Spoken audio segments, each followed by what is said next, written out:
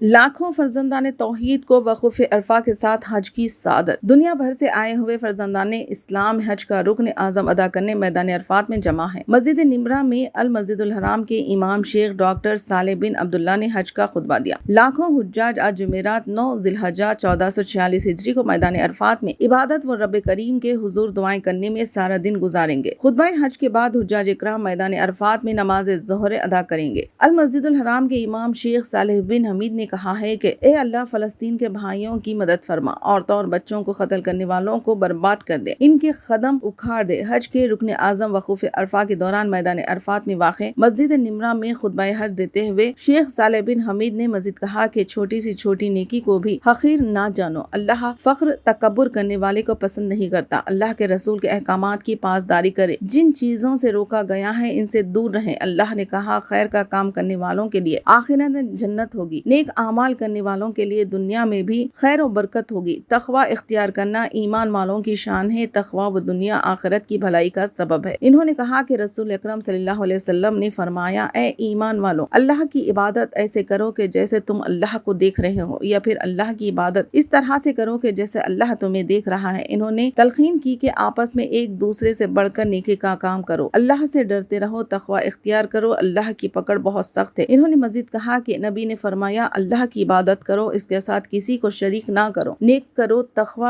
اختیار کرنے والوں کے لیے آخرت میں اچھا انجام ہے۔ چھوٹی سے چھوٹی نیکی کو بھی حقیر نہ جانو، اللہ فخر اور تکبر کرنے والے کو پسند نہیں کرتا۔